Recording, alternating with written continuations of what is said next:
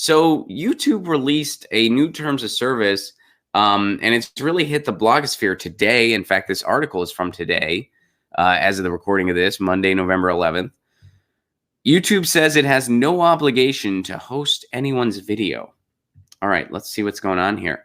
YouTube is rolling out updated terms of service, and this becomes unrolled December 10th. And a new line acts as a reminder that the company doesn't have to keep up any video that it doesn't want to. YouTube is under no obligation to host or serve content. It's another way of saying that just because YouTube is a relatively open platform, it doesn't mean that the company is required to keep videos up. YouTube has faced criticism from all sides over its video removal process. Some critics argue that YouTube could do more to take down videos that butt up against the company's rules but don't outright violate them. Others argue that YouTube ought to be a fully open platform and shouldn't control what remains up and what doesn't. Executives have long defended the platform as a champion of free speech and have started to clamp down on the type of videos allowed to circulate. Companies under their terms and service all the time. This is YouTube's third change just in 2019. These latest updates seemingly coincide with upcoming changes in YouTube will make in accordance with the new FTC guidelines for YouTube. Okay. So YouTube said the terms of services are being changed in order to make them easier to read and to ensure that they're up to date. We're not changing the way our products work, how we collect or process data, or any of your settings. Now, here's another red flag that people have been pointing out, and I've seen this tweeted a bunch already, but people are tweeting this out as a cause of concern. Various YouTubers, and I've seen this on Twitter as well, you may have already too, various YouTubers have tweeted out a segment from the terms of service that states YouTube may terminate your access or your Google account's access to all or part of the service if YouTube believes in its sole discretion that provision of the service to you is no longer commercially viable. Some creators have read this as saying that YouTube can simply terminate channels and accounts if they're not earning revenue. Or if they're not deemed commercially viable. I mean, what does commercially viable mean? What exactly does that mean? I mean, the most obvious, like, okay, if you're not generating revenue, we're just going to take this from you. But what does that really mean, commercially viable? Does that mean commercially viable to their advertisers? So if you're doing content that they're not deeming advertiser friendly, which again, that's something else they're very vague with. Does that mean they can take some certain things away from you? It's very vague. It's very, very vague. So I can understand why people are alarmed. What's the solution for this? We've known the solution for a while. You need to break up these tech monopolies. You need to impose antitrust, and you need to designate these public utilities where they need to follow the free speech laws of the United States. So no video can be taken down unless it blatantly violates the free speech laws of the United States, not some terms and condition thing that changes 3 times in a year, but the actual free speech laws of the United States. Which, by the way, under those free speech laws, will there be situations where videos are taken down? Yeah, that'll happen. There's certain things that you can't do that are not protected under free speech laws.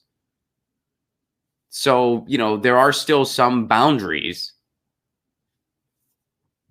But, we've had this discussion before. I think the free speech laws in the United States are pretty darn good. I think when you look at our laws and what is and isn't tolerated, and you kind of apply it to what is the greater good, it's a pretty solid, the laws are pretty solid. Are they perfect? No free speech laws are. I mean, good luck with that. But they're pretty darn good as far as this is what is tolerated. This is what is not tolerated. This is why it's not tolerated. You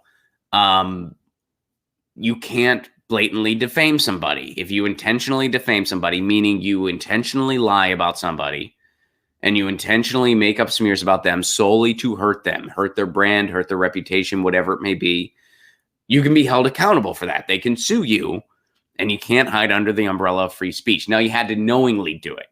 If you were just reporting something and you had bad information or whatever, then you might not be liable, because then, that kind of crosses into a slippery slope area. So they have to prove beyond a shadow of a doubt that you did it intentionally. When it comes to defamation and stuff like that. What else is stuff that we don't tolerate, or, that's not protected under free speech laws? I mean, things that are dedicated completely obscene, which again, that's vague. And we can look at cases over the years where they've messed it up. I mean, you can look at Allen Ginsberg and Howe and stuff like that, where they wanted to say that Howe was obscene. It wasn't. It was a poem. Saying that that was obscene and had no artistic merit was absolutely ridiculous.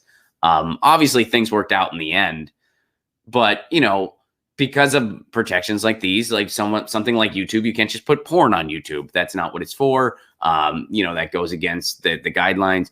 And, you can't just put porn on YouTube and hide under the First Amendment. You can't do that. Or free speech. You can't do that. So anyway, that's what needs to happen. But here you see another, for instance, of these tech companies wanting to have their cake and eat it too.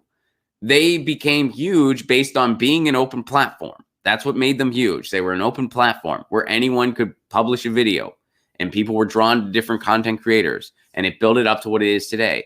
So they want to have that cake, but they also want to eat it too, in the sense that, well, anything that our advertisers might not like, we want to have the discretion to get it off our site. And anything that we don't think is financially sustainable or we don't think is brand friendly, we want to be able to get that off our site too. They want to have their cake and eat it too. And you can't do that. If you want to be, well, they technically can do it, unfortunately, but they shouldn't be able to. What should happen is it should be a public utility that follows the free speech laws of the United States.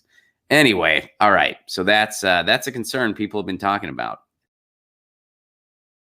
Get your news on with Ron. Don't you want to know what's going on? We're getting our news on today. Get your news on with Ron. Don't you want to know what's going on? We're getting our news on today. You can tweet me an article at Ron Placone. We'll go through it together and